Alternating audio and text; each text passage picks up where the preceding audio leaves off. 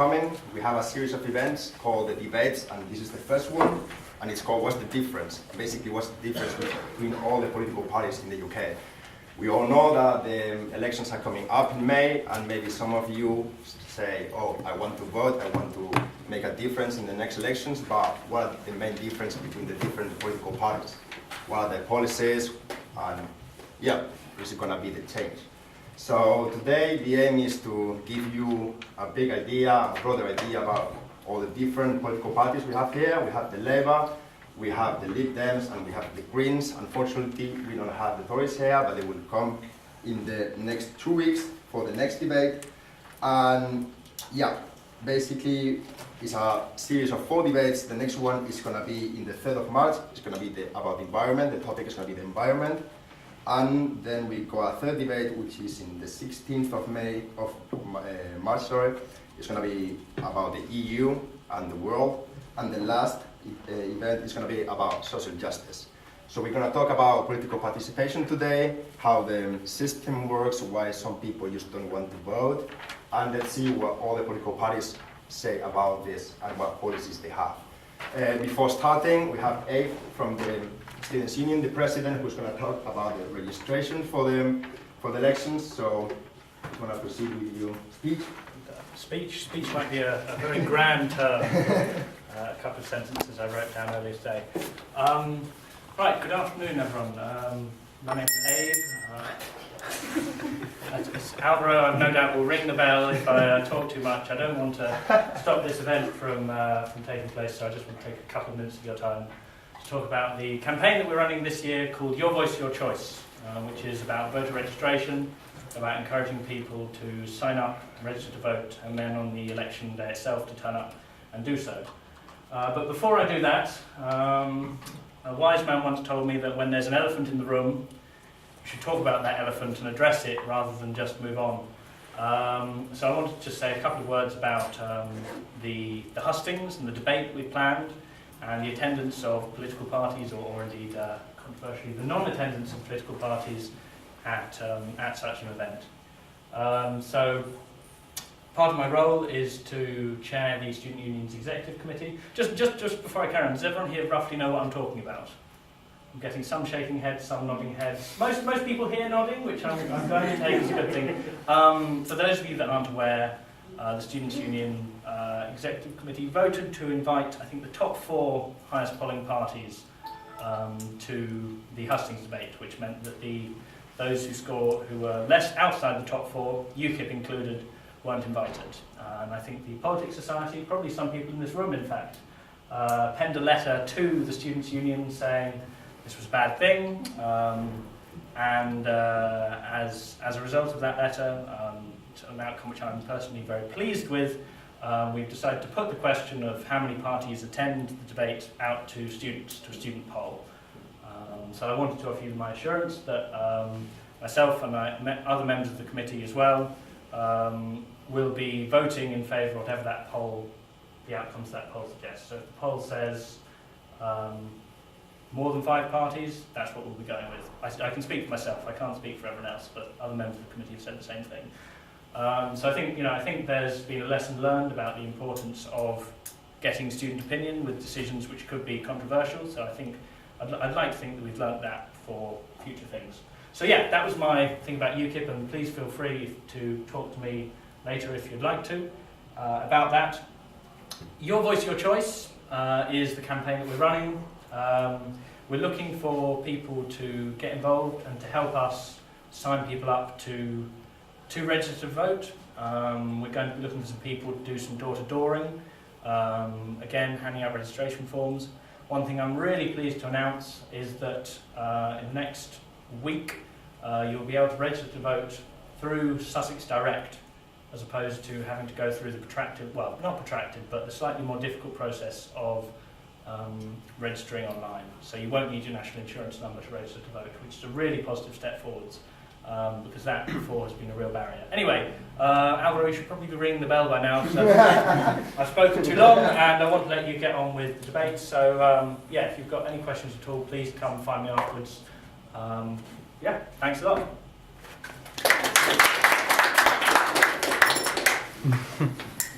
Hello everybody, it gives me a great pleasure to welcome you today to the debates. My name's Elliot and I'm chairing the debates and probably for the rest of the series of the debates this term. I've just read the Safe Space Policy and I will briefly go over how it's going to work, this debate, and then get on with the show. So we'll start with, you'll notice that there's 2 panel members for each party, which looks like it might get confusing. The idea is that each party is allocated to speak for 3 minutes. A note to the panelists, please try to stick to the 3 minutes as much as possible, so then we can get through as many questions as possible. But equally, don't feel as if you must fill the 3 whole minutes.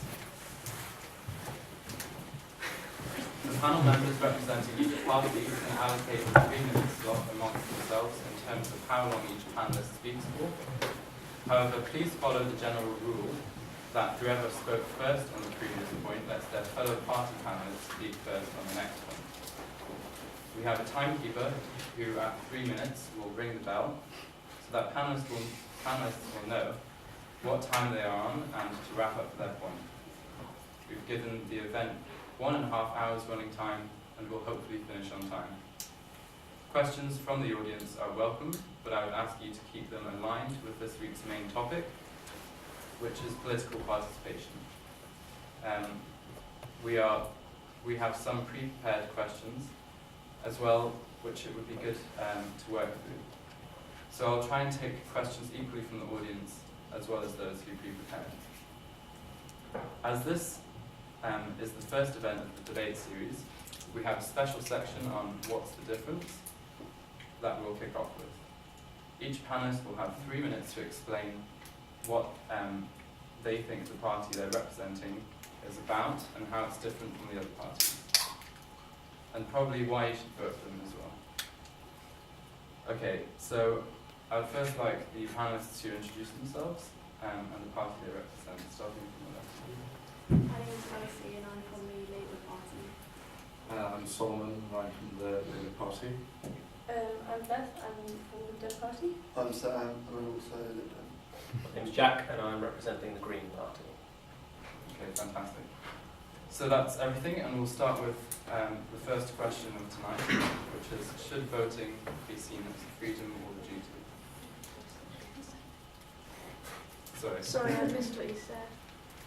The first section will be on what's the difference, where you'll be explaining the difference between your political parties. Green, would you like to start? Sure. Hi.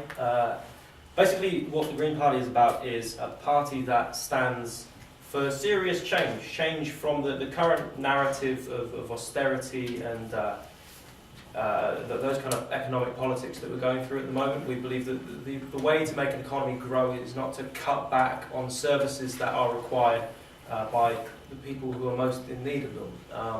Obviously, the Green Party has a strong emphasis on the environment. We believe that one of the biggest questions this generation is going to face is how are we going to literally save the planet? I mean, the way that the humanity is treating the planet at the moment is not sustainable in very real terms. We're talking decades, maybe centuries before, if we continue on the path we're currently on, before we have to take a serious drop in living standards, shall we say. So yeah, the Green Party stands for those 2 things primarily. It's serious change in this country's economic policy and serious discussion and an action, most importantly, on the environment. There's a whole lot of other stuff, but I'm sure we'll get to that. So it's why am I a Lib Dem or why should you vote Lib Dem? Yes, this is to Yeah. explain. Yes. This is to explain what your party means and how it's different from other parties. And if you have Do we time. both have to have a go? Yeah. Okay.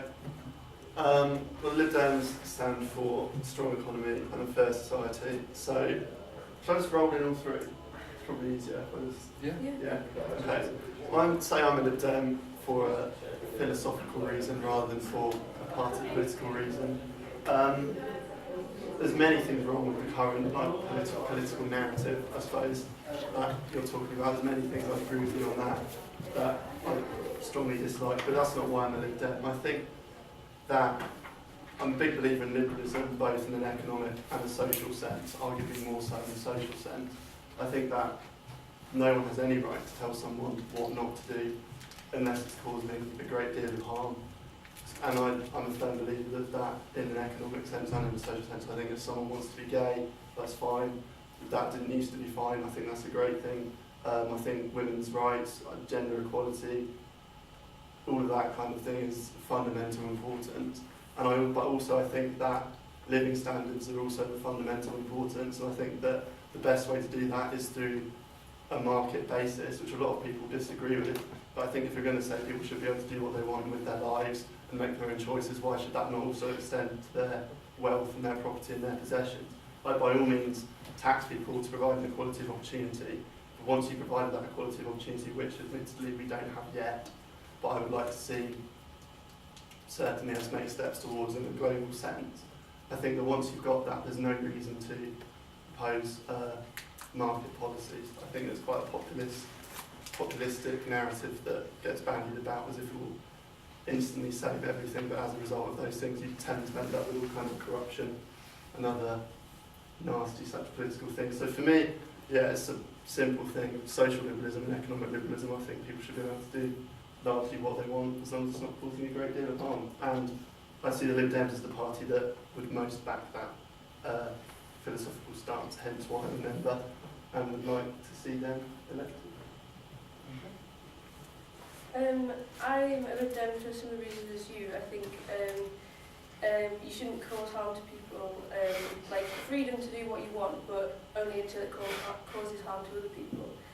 But I probably differ from you in terms of the market-based kind of thing, because I think other things other than capitalism also have that aspect of making sure everyone's aware of what they do with other people. However, I think that realistically, in the short term, that it takes generations to change that kind of thing, so that you're not just kind of leaping off with a few % of the population, where everyone else is left behind with kind of capitalism and that kind of thing. It takes a long time to spread the message and that kind of thing. It takes generations to change.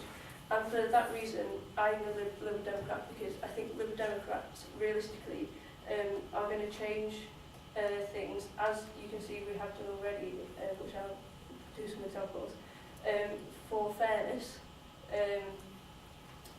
but in a realistic sense, and we can do it now, and that kind of thing. And I think you can work through capitalism as well to do that, even if it's not my personal ideal, but ideals are ideals, and they take a long time.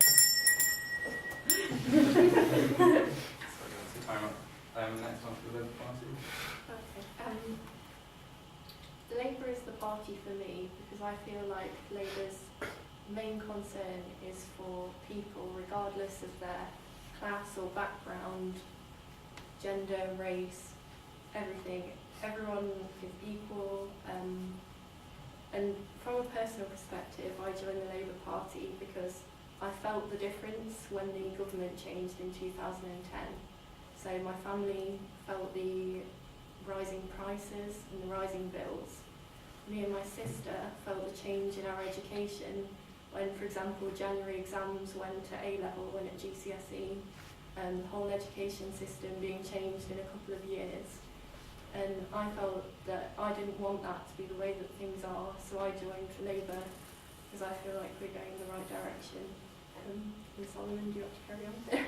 Yeah, without sounding like Alcohol's Anonymous, saying I'm Solomon and I'm Labour, I think that there's a really big difference in this election. We're 70 years on from the 1945 election, and that election was all about optimism, hope and aspiration.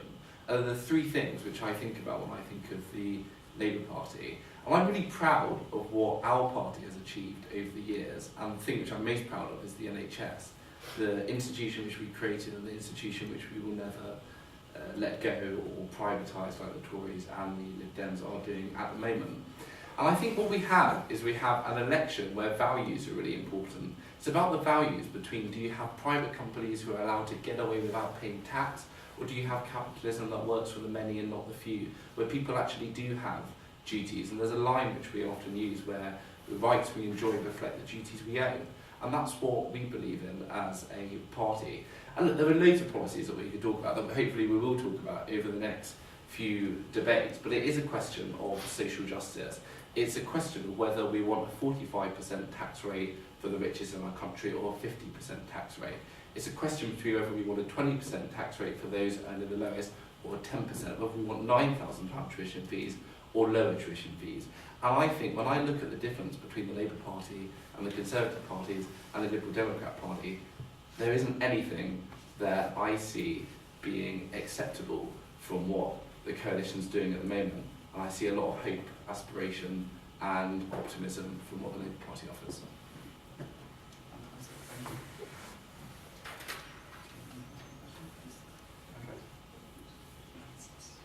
We will take questions from the audience if anybody wishes to ask. Yes. Could I just ask the Lib Dems? You seem to be defending your party from defending capitalism, but when you're talking in a debate between three parties that aren't advocating getting rid of capitalism, and the question is what makes you different, it's not really very helpful. That's why I tried to clarify the question at the beginning. That's one of the reasons that underpins why I'm a Lib Dem. I think they're the party that seek to meld together individual liberalism both socially and economically with social justice. That's why I put that in. I would say it's, I mean, it does what it says on the tin, like liberalism and democracy. Liberalism is an ideology that comes from individuals, which are really important, but democracy is kind of coming from an ideology where it's more about working together and that kind of thing, which sometimes you have to sacrifice individual choices for that kind of thing. And I think that the Lib Dems balance these two, and what actually comes out of these two is fairness. Fairness for for each person to do as they want to do, but not so that it harms other people. So I feel like fairness is squeezed out of liberalism and democracy, and that is at the heart of Lib Dem policies. Like you can look at so many of them. Fairness is in the centre at the heart of it. Anybody else? Yes. I'll say you talked about being fair and being liberal in terms of equal opportunities to everyone, yet you still went and break one of your major fundamental pledges on tuition fees. How is that helping and assuring equality for everyone? Well, I spoke a bit about this in when I was just speaking about being realistic. I mean, these are the ideals, this is what we want to see, but it takes generations to get there, and it's step by step. Like, we've got 4 years in government, that's all. I understand you mean about being realistic, but you did say it was a line in the sand, and I understand about being pragmatic in terms of being in a coalition government. You have to sacrifice some things. But considering you made such a big deal about it, and I mean a real, banner, this is absolutely fundamental, and now you see it go completely, how can kind of people trust you, especially students, which were your core vote in this area? I'm not having a go at you personally. No, I understand. I just find it really angry the fact that I was I've been lucky. through all these questions myself, so... That doesn't help. No, I know that doesn't help. I'm just Sam wants to speak first, so I'll let him speak. I'd say there's two different issues with tuition fees. The first of all is, are they a good idea, yes or no, which is probably a separate issue, which is a discussion I'm very happy to have, but I don't think that's on the agenda. Second one is, should they have said, oh, this is a line in the sand, and then cross it? Well, I think you're absolutely right, no. However, I think that's a result of the petty adversarial nature of politics, rather than the necessary. I think it was naivety, to be fair, from a party that hadn't been in government and had no idea how a coalition in this country could map out. I say that without knowing anyone in the upper echelons of the Lib Dems, that's just my hunch. I think when you have a coalition, yeah, you are going to have to make difficult choices. Some of them you might like, some of them you might dislike, depending on which side of the fence you're on. I think if the Lib Dems had their time again, they wouldn't make the same promise and say there's a line in the sand, because I think it's just unfeasible to do it, and also from... Well, you did make the same promise. You said you'd repeal the bedroom tax, and then you didn't actually vote to get rid of it. Well, okay. So I think it's naivety on the part of the Lib Dems, because... Yeah, excuse me, I'm talking. I think that, I agree, naivety from the Lib Dems, but that doesn't get in the way of why the fact I think they're philosophically the party for me. I think all the parties do shit, to be honest, and all of them within the current like domain of very adversarial. But I wasn't going on about naivety, I was going on about, you keep saying about equality and fairness. Yeah. How is the equality and fairness in these new students that come in on £9,000 a year before they even leave debt-wise? Even if they don't have to pay it back right away, it's a complete non-issue, you still have to pay it I back. think that's more talking about is our tuition fees fair, but I think it's... No, I since wasn't they're a saying about coalition tuition government- fees fair, I was saying about, you said that you wouldn't do it. How can people trust you, basically? I think it's about being realistic. I mean, if we'd have been in coalition with Tories or Labour, and we'd stuck to our NUS pledge, then there would be uncapped tuition fees now. We worked realistically within the circumstances and the context that we were given, and to bat out something that was actually the best for students as it could be. So, for example, now they are capped. It's capped at 9,000, and actually it's capped at 6,000. The only reason that you can go up to 9,000 is if disadvantaged students are let into universities, like more so. So there's 10% more disadvantaged students at universities now.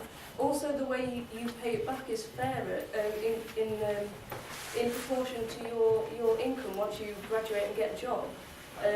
Yeah, but the recent figures by numerous financial independent people have said that a lot of people will never be able to pay back their tuition fees. But they won't be asked to. If you fall below Yes. the earning threshold, you won't be asked to pay a penny. Yeah, but that's the whole point, they're not giving back, are they? Yeah, but, Yeah, but they wouldn't have been anyway if it was 3,000 or 0. If it was 0, they wouldn't be paying a penny of their tuition fees back either, because there wouldn't be any. If I might cut in, I think the issue here, sorry, I'm getting really just, is not so much about naivety or about the realities of coalition government. It is about, as you say, philosophy. I mean, you're very much right in saying, how can a party say that they stand up for fairness and equality and then go into coalition with the Conservatives at all? You know, I mean, It's a little bit they like how did. the Green Party could say we're green and then not have recycling. Exactly, it's exactly like that.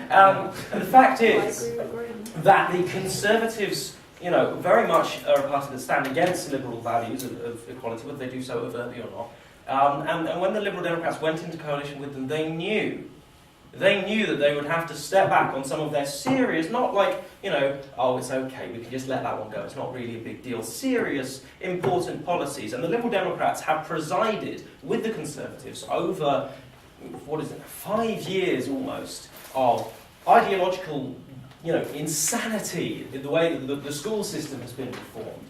They've presided over tuition fees. I mean, you can say, yes, if we hadn't agreed to treble tuition fees, then they would be capless by now. Well, no, they wouldn't, because it was only through Liberal Democrat support that the Conservatives were allowed to pass legislation that tripled tuition fees. You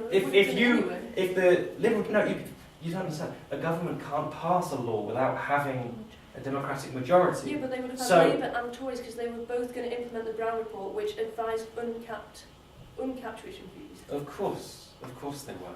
If you believe everything that the Liberal Democrats say, which some of us do. But this is what And Tories the fact Labour is, really, truly, that the Liberal Democrats are not awful people. None of these people are. They're clearly lovely. Appreciate that. Thanks. Seriously, it's such good guys. But we've all made mistakes, and the fact is, what you do when you make a mistake is you stick by it and you defend it, but not by saying, oh, it's just something we had to do. But it's You not didn't. something we had to do, it's something that we have made fairer. It is fairer now going to university. In a parallel universe, things are a lot less fair. Let's talk multiverse theory. I love doing that. No, the fairer is very much a philosophical, a normative statement, and I would say that from a Green Party point of view, I'll drop in on what I'm actually allowed to talk about. We stand for free education. We stand for education without tuition fees, funded by progressive taxation on the very top level of, tiny tax on the very top level of corporations, because education is something that makes this country fantastic. It's something that contributes to jobs and economic well-being and, human well-being, social well-being. And by putting tuition fees in place, you're not funding education. What you're doing is marketising it. You're turning it into a commodity, something that you pay some money for and then you receive, like you buy a product in a shop. That's not what education should be, and I don't believe that falls within the principles of equality and fairness. No matter the realities of coalition government, what the Liberal Democrats should have done... To round off your point. Yes, what the Liberal Democrats should have done is formed a non-bonding, not a coalition, an informal cabinet of Conservatives where they could have stood against things that they really cared about, like tuition fees.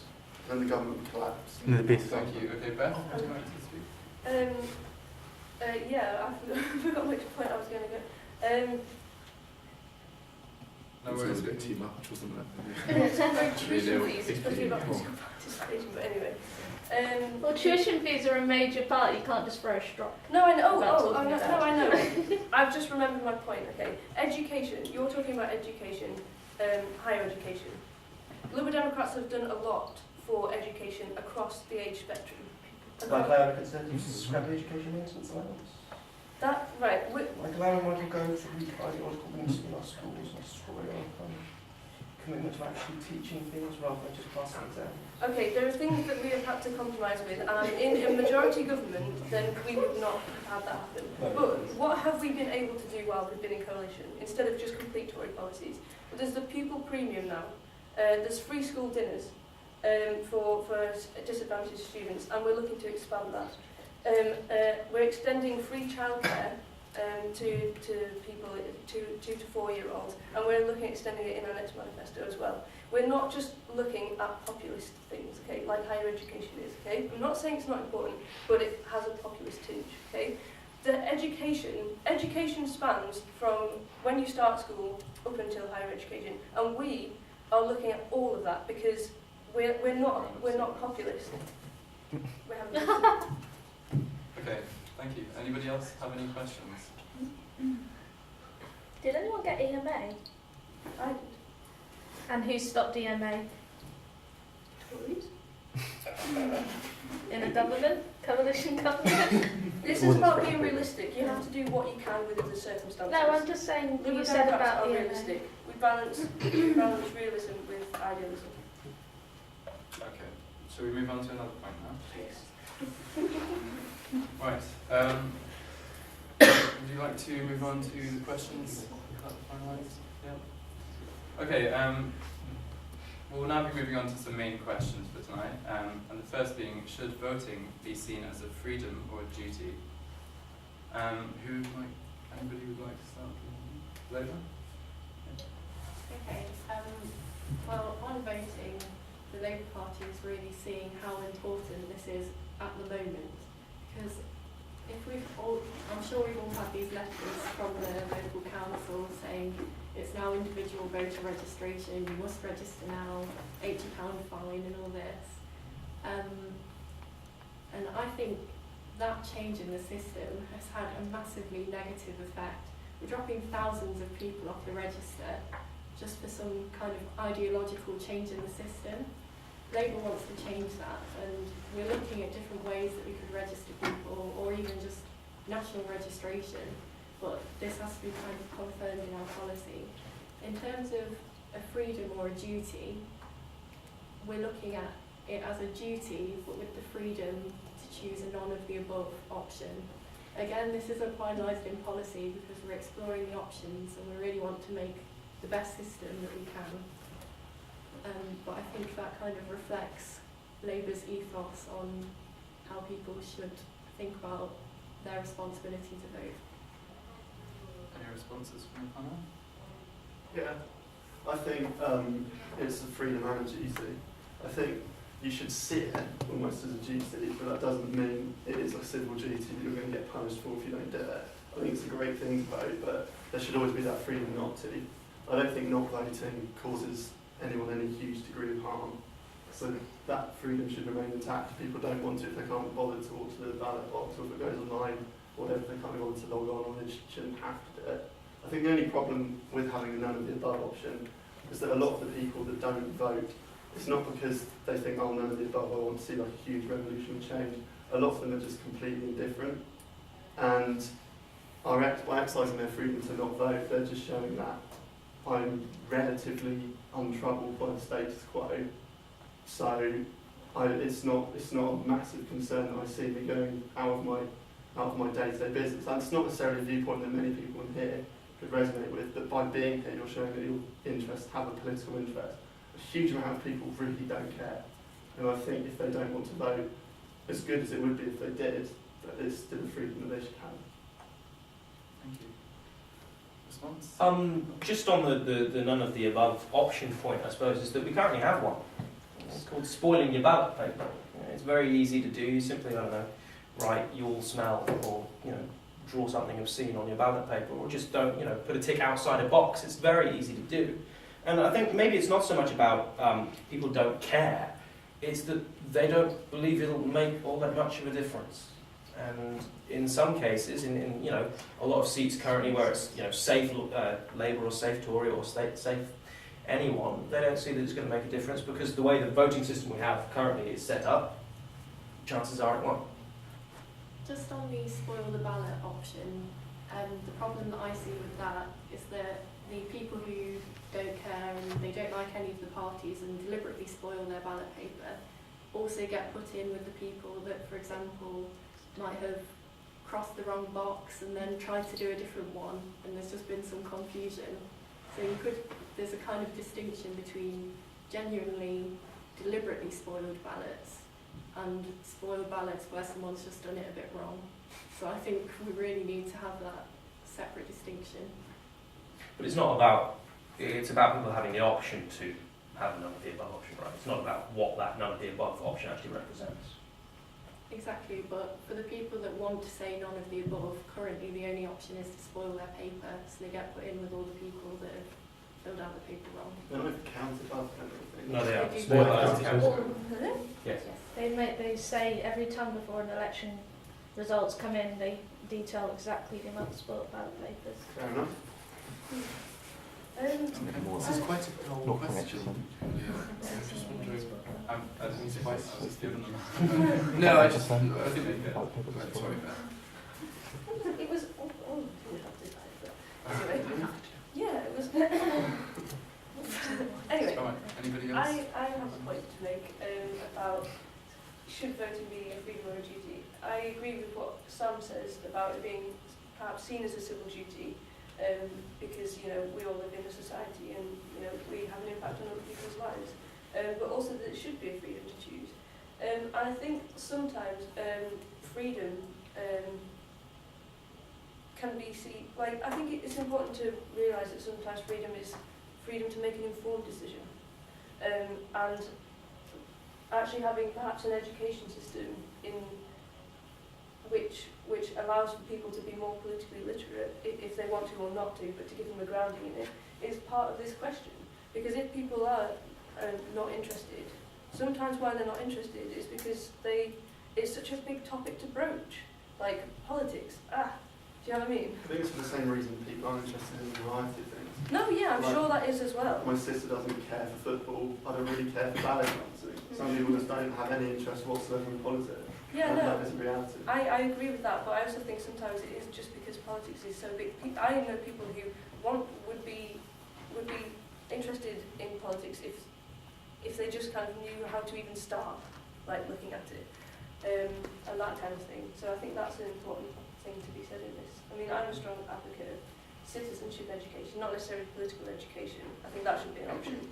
But I think citizenship education, because also we've got to remember that this is about the fact that we have a duty to other people, like that we are in society and we do impact on other people, and in that way politics is more than just ballet dancing and that kind of thing. Okay, we can open up questions to the audience now. Do you think the voting age should be lowered? That's coming up. That's a question.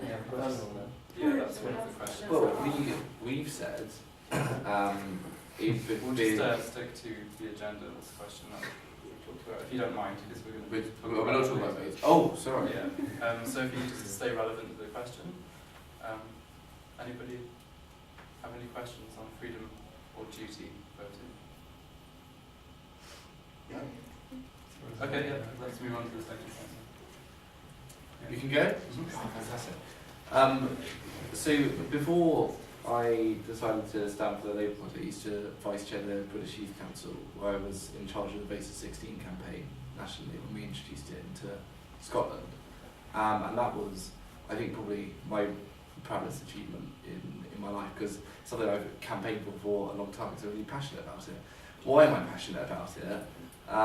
Because the fact that you can sleep with your MP and have a child with your MP, but you can't vote for them, just seems ridiculous to me. And you know, and you could go on for hours, but you know, 16-year-olds can join the armed forces. 16-year-olds can pay tax. I run a small business, and I pay more corporation tax than Starbucks, Amazon, and Google last year. Yet they have a huge impact on voting. Yet, and I wasn't able to vote when I wasn't 18. So I think this is about how we re-engage actually what are very educated young people in our political system, and we do that by lowering the voting age.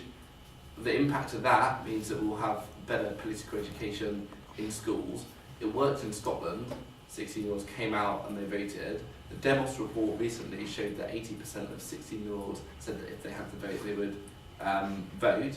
And a survey of 500,000 young people, which I carried out when we were at the British Youth Council, the most important issue to 500,000 young people was vote at 16, which surprised me. So if young people wanted it, the Lib Dems have always been in support of vote at 16, which is a good thing.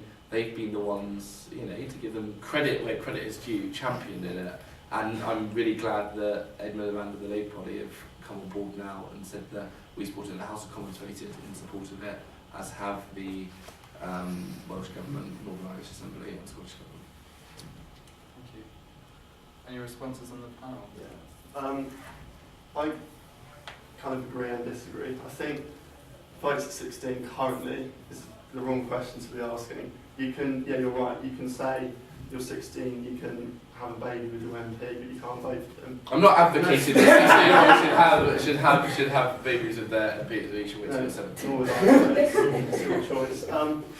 I would say that, yeah, whilst that's true, also if you then introduce votes at 16, you'd be able to vote, but you wouldn't be able to drink. You'd be able to vote, but you wouldn't be able to fight in the armed forces. You'd be vote, but you wouldn't be able to learn to You drive. can join the armed forces. I can't fight until you're 18. Yeah, and you can learn to drive at Excuse me, 17. yeah, it's my turn now. It's just you banging on with rubbish. I sat and listened to you. So, my point is, I think that the ages at which you can do things is all over the place, and that's the issue that needs to be addressed. You're criminally responsible at a far younger age, so why are you criminally responsible at a different age to when you can make an informed decision on sex, to when you can make an informed decision on alcohol, to when you can make an informed decision on driving? All of these things are all over the place. I think until that's resolved and you actually have some kind of understanding of when a good age actually is, having votes at 16 or 18 or 15 or 17 or 17 and a half, it doesn't really tell you anything. I think, yes, it's a nice idea, and 16-year-olds might think, oh, it's something I really want to do. But I'd imagine a large part of that's a novelty factor. If you reduce it to 16, if you did the same poll amongst 14 and 15-year-olds in 10, 20 years' time, you'd probably get a similar result. I think that the real question is at what age do people become responsible, and it's not one that I claim to know the answer to without doing some good research into it. But I think it's extremely inconsistent. You've got all of these different ages when you become responsible to do different things. I think that's the real absurdity that needs to be addressed, and then whatever the voting age should follow that. That's my stance on it. Thank you for your comment, Green Party. Yeah, I totally agree. I think that, votes at 16 are important because, for a lot of reasons. Taxation is a good point. You can also, with parent permission, you can get married at 16. I mean, the one bugbear I have with your argument is, yes, you can't drink at 16, which is horrific, shouldn't be. The fact is that's scientific, right? Alcohol has more of an effect on the younger brain than the older brain, whereas voting, as far as I'm aware, doesn't actually significantly damage your brain and or liver in any way. The thing is with voting, whereas with voting, there are a lot of things that affect us as 16, 17-year-olds that we shall have a right to have a democratic mandate on. Would the Conservatives, with the help of the Liberal Democrats, have cut EMA if they knew that the 16 and 17-year-olds would have come out and voted against them? I don't think so, personally. I think there are a lot of issues which the government, politics is done to 16 and 17-year-olds more than, a lot of other age groups. First, a government comes in, it's different from the last government. What's the first thing they change? Education policy. Would that be the case if the 16, 17-year-olds could come out and say, actually, no, that was a load of... We want to change that? Maybe not. I think it would change the face of politics as it is, and with, proper political education and, something to actually vote for, votes at 16 are absolutely a step in the right direction. Thank you, Green Party. Any more comments? Just that I agree with the kind of comments that go with votes at 16, we would need better citizenship education to go alongside that, because I think a lot of people don't know the importance of voting or what voting affects. Another Labour idea was to have polling stations in schools, which I thought would be a really good idea to get students engaged in politics. And fundamentally, I think one great thing that it would do is that voting is a habit. So if someone goes out and votes for the first time in their life when they're 16, they are more likely to vote for the rest of their life. And with current youth voting at about 42%, I think we really need to work on that. Can you vote on campus as a polling station? Yeah, Can you vote? You that can. was in the police election, which I want I would just say to that that is kind of a good concept, like in terms of, you know, getting people engaged in politics. However, I don't know if you're implying this or not, but I think that also people should have the freedom to choose whether, you know, to endorse the system or not. So yeah, if it becomes a habit, then they vote a lot. But also, I think it's important to say that they should be given the education or critical education to choose whether they actually want to vote. And vote at 16, I kind of agree with Sam in terms of, you know, if you know, it's a difficult topic in terms of when do people actually become responsible, and in that way 16 might not actually be the correct, you know, time, should it even be done by age at all. But I think in terms of the impacts of it, the real impacts of it, which aren't always seen behind policies, but I think what might happen between this one, votes at 16, is the fact that because people are still in education at that point, then there will be more of a citizenship education and that kind of thing.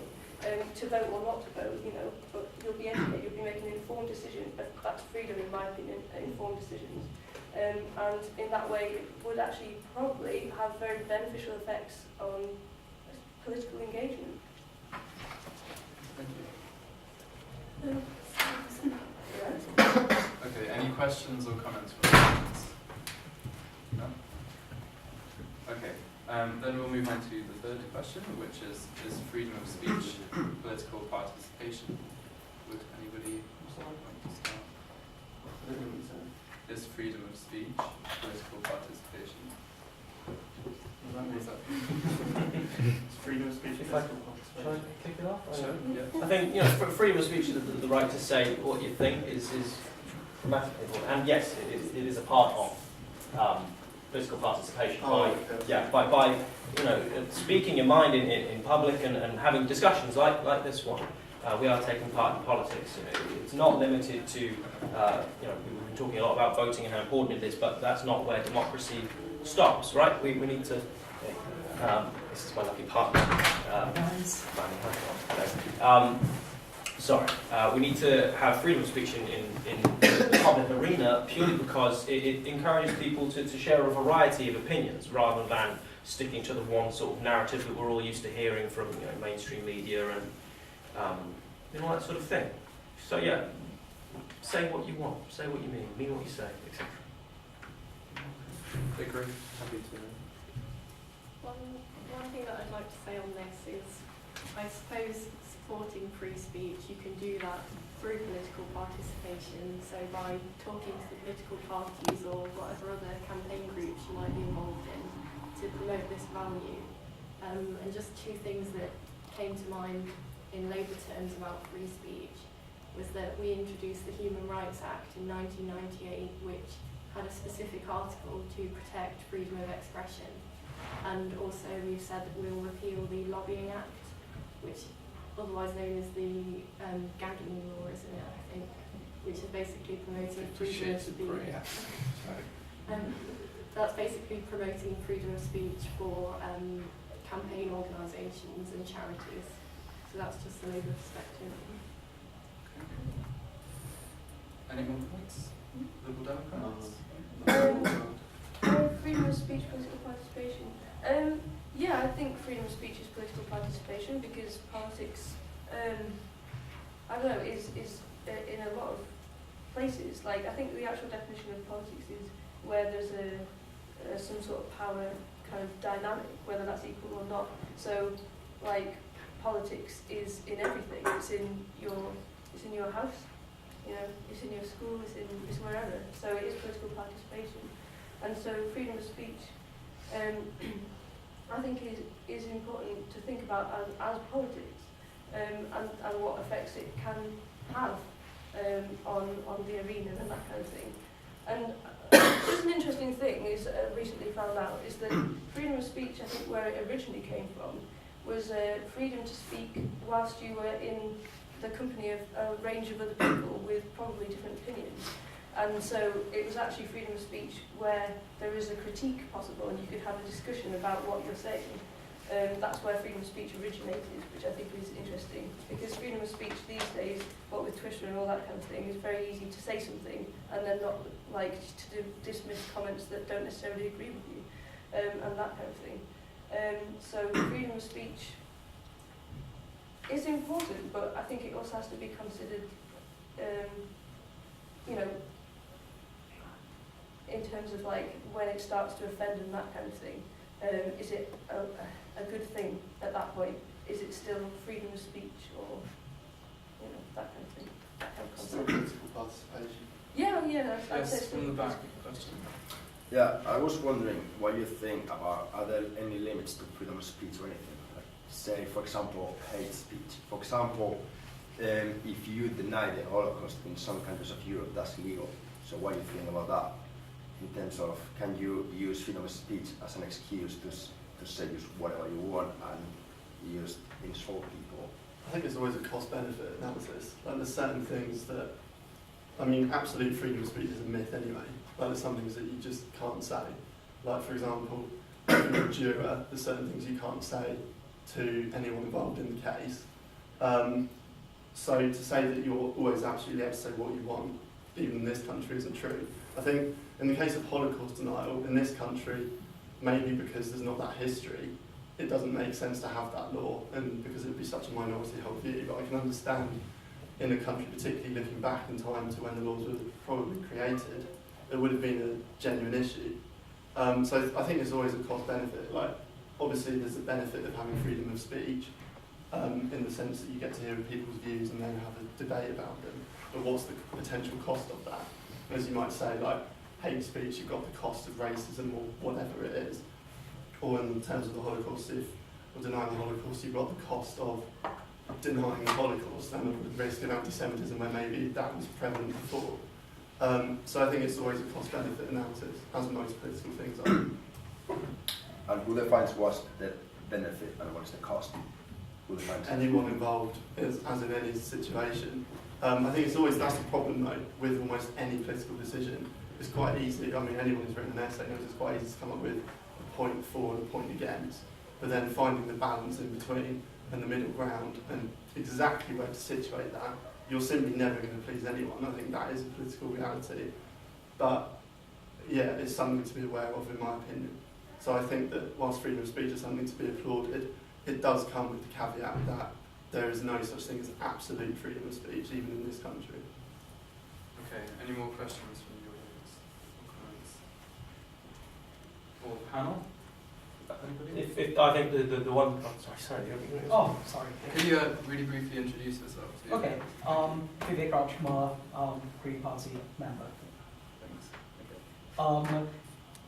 Yeah, with the limits of free speech, and limits to offence, if someone issues a threat, that wouldn't be free speech, because it's not just what you see. In that case, it's backed up by force. If you don't do this, I will hit you, or even just I will hit you. But as far as the right not to cause offence or what is and isn't acceptable, from the Green Party's censorship and privacy policy, where there's a conflict between the right to free expression of speech and the responsibility not to cause offence, this should be dealt with by allowing the offended person equal right of reply. So people can get offended if they want, and then they could go ahead and say, I'm offended, or I think you're an idiot, or whatever it is they want to say. As far as the limits of it, as far as the Green Party is concerned, we should only really be restricting it to kids. That's the only thing we've mentioned in our policies. Just a caveat to that, I suppose, is that freedom of speech is not freedom from criticism. If you say something, racist or homophobic, etc., you have a right to, a responsibility almost, to have that thrown back in your face. And if you then say, I'm just exercising my freedom of speech, so are they. You know what I mean?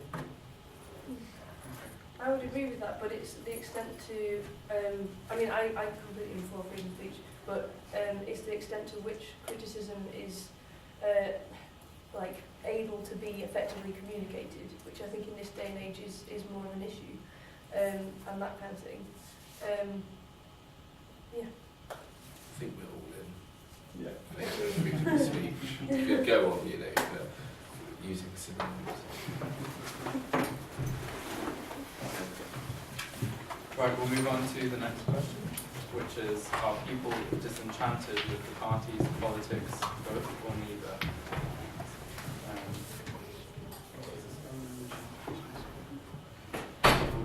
People disenchanted with the party's Politics. Well, it'd be interesting to hear what people think here, whether they're disenfranchised with the political parties and why, if there is anyone. Disenfranchised?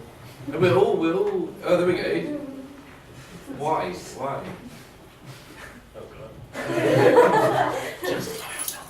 I feel like none of the parties here really reflect views that I would like to see around me. What are your views? See, I myself am unable to articulate them Right. and answer that. So, but I don't feel like anyone is doing that for me. So, Right. Are people, I mean, I spent a lot of time going around and visiting schools and colleges and talking to young people to try and vote for me. And people are disenfranchised with the parties because there's a feeling that the parties are all the same. And to some extent, there is an element of truth to that. You know, you look at actually when we were in office as a Labour Party, and there were things that we did that people were unhappy with, that I was unhappy with. There were lots of things we did that I was also very happy with, but there were lots of things that we were unhappy with. And I think the Iraq War was one of those things which people find particularly difficult to forgive us for. But I think with this election, there's a real difference, and you may just think I'm in my own sort of bubble of reading articles that it's just Solomon who thinks there's a difference. Everyone else thinks that, you know, it's how the world's burning, and I'm just there feeling quite cool.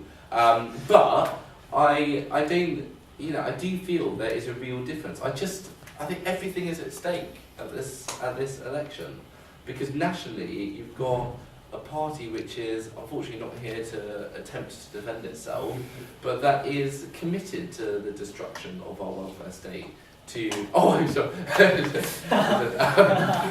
A party who is, I think, making it really difficult for a lot of people in this country. I think locally there's a lot at stake as well.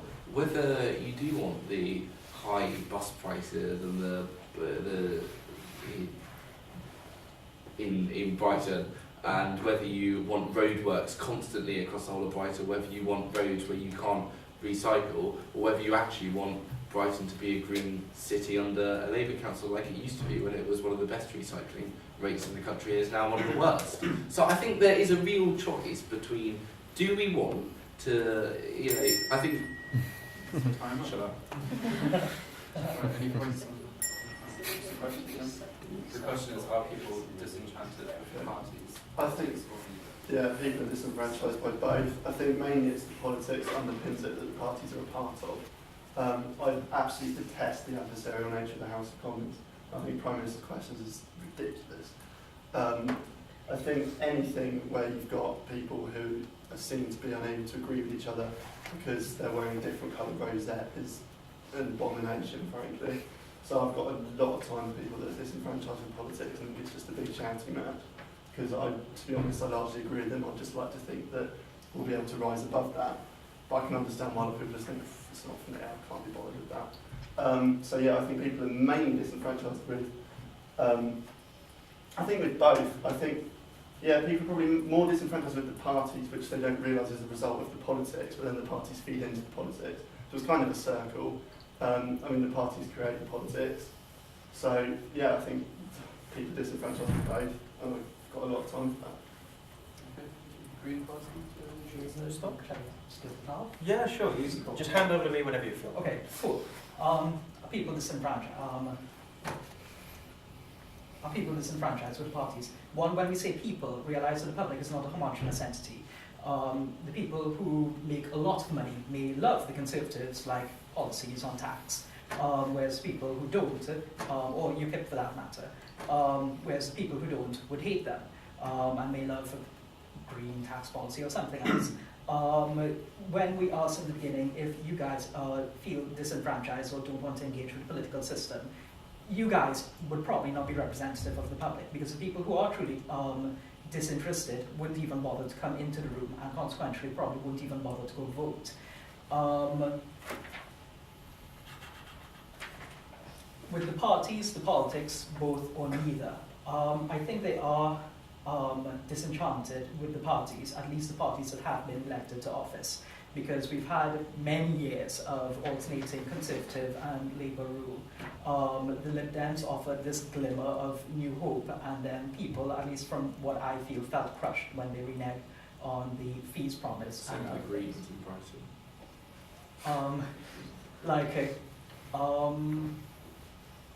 I think what we need is some sort of new hope, some sort of new ideas, new life. And I feel that the issues that are sometimes discussed don't represent the needs of the people or what the people care about. The best example I can give you for this is tax policy. We live in a very unequal society as far as income goes, and it doesn't seem to be getting better. And no parties pay it lip service, but they don't pay it service with policy. They don't pay it service with closing tax loopholes. The most they will do is try to blame it on immigrants, or try to go after the people who are like earning no money or on benefits or something, rather than closing already existing tax loopholes.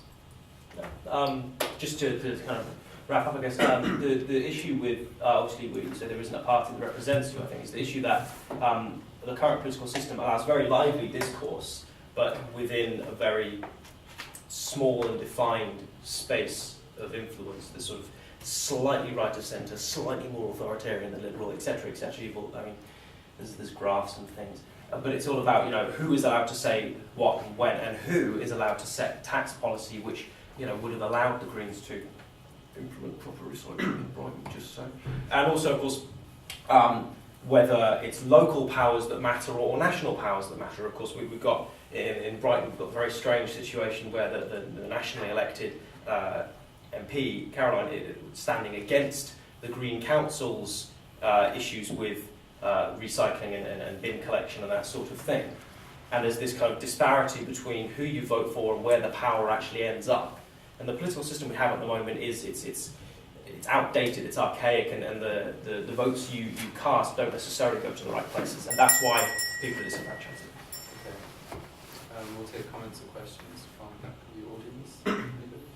I think the most important thing about it is education, as you said earlier in people's lives, because I have a friend, I don't know if she's representative or not, but I asked her what her political views were, and she basically said that she didn't know enough about any of the parties, and I said, well, why don't you find out? And she said, no.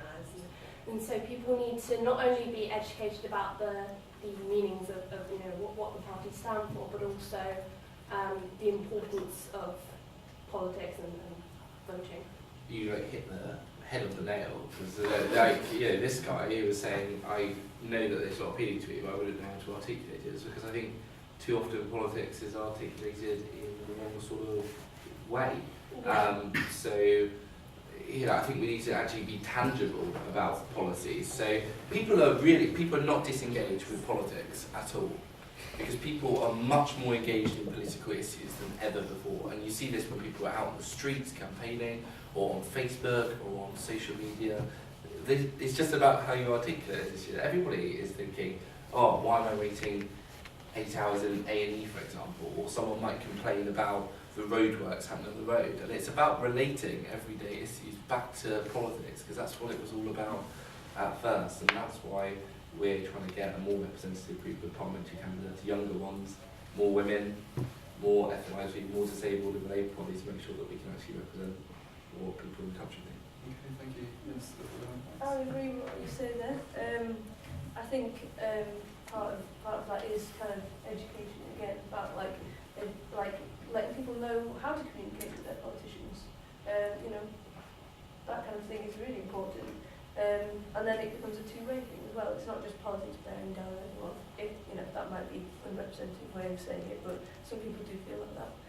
In terms of if it's parties or politics, I would agree with you again. I would say that people are still interested in politics, and it's the parties. Whether that is due to kind of education in terms of people don't know what they stand for, they just see the nature of politics, which is very adversarial, as you say. And that is what I hate about politics. I absolutely hate that the way that is. And to some extent, it's an interesting point to bring up that the media is a big part of making it like that. And perhaps we should do something about that. You know, like bring journalism back to its former credibility and that kind of thing. And then there's how you do it and all that kind of thing. But yeah, in terms of